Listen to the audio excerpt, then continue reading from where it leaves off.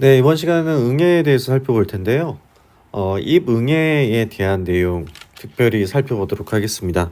우리가 응애류 같은 경우는 응애류에서는 입응애와 혹응애로 나눌 수가 있죠. 혹응애로 나눌 수가 있습니다. 입응애는 보통 4쌍의 다리를 가지고 있다고 얘기할 수 있고요. 혹응애는 2쌍의 다리를 가지고 있다라고 할 수가 있죠. 그래서 크게 이렇게 분류가 되고요. 지금 살펴볼 사진의 내용들은 입응애류에 대한 내용입니다. 먼저 R부터 시작이 되겠죠. R. 이 R에서 시작돼서 처음에 나타나는 것이 유충이라고 얘기하는 다리가 3쌍을 가지고 있는 다리가 3쌍이다. 특이하죠. 우리가 거미강에 속하는 응애류 같은 경우는 마이트라고 얘기하는데요. 마이트라고 얘기하는데 이 마이트 응애류 같은 경우는 알에서 부화하게 되면 다리가 3쌍인 유충으로 먼저 발생을 하게 됩니다. 그리고 나서 이 유충에서 다시 약충, 제1약충기라고 얘기하는데요. 제1약충기라고 얘기하는데요.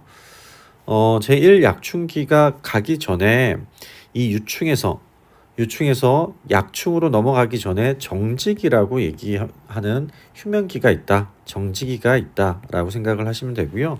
또 다시 제1약충기에서 제2약충기, 약충이라고 하는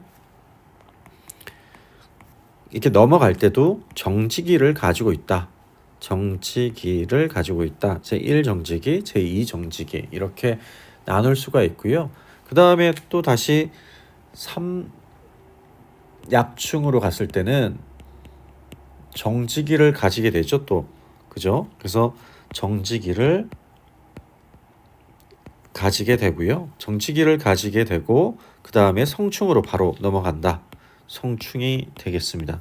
이렇게 각각의 유충 그리고 제1약충기, 제2약충기 그 다음에 성충으로 바로 넘어가죠. 그죠? 그래서 이 약충기 다음에 성충으로 넘어가게 되는데요. 각각의 넘어가는 그 단계에서 정지기가 항상 존재한다. 이렇게 생각을 하시면 되겠습니다. 이 응애류 같은 경우는 낮은 습도를 좋아하죠. 낮은 습도와 높은 온도를 좋아합니다. 높은 온도를 좋아해서요. 우리가 보통 보면 낮은 습도와 높은 온도, 한여름 같은 경우 습도가 높아지잖아요. 그래서 6월, 7월 달에 많이 발생을 하게 되는 어떤 그런 특징을 보이게 됩니다. 물론 5월 달부터 시작해서 6월, 7월까지 많이 발생하는 특징을 보이게 되고요. 응애류 같은 경우는 그 한 1에서 2mm밖에 안 되죠. 1에서 2mm의 아주 작은 형태인데요. 밀리미터의 작은 형태인데요. 이 작은 형태가 나무 전체를 황화 현상으로 만들어 버리잖아요. 그래서 개체수가 급격히 늘어나는 그런 형태를 볼 수가 있습니다. 그래서 보면 대부분의 잎 응애류는 10회 이상 세대수를 이어가고요. 그리고 또 환경적으로 괜찮다고 그러면 15회에서 20회까지 발생을 하는 특징을 볼 수가 있죠. 그죠? 그리고 이제 이 응애류 같은 경우는 색깔이 다양하게 나타나거든요. 빨간색도 나타나고 어떤 것들은 녹색도 나타나고요. 어떤 것들은 약간 노란색 형태가 있다. 이렇게 생각을 하시면 되겠습니다. 네, 이 응애류에 대해서 살펴봤습니다.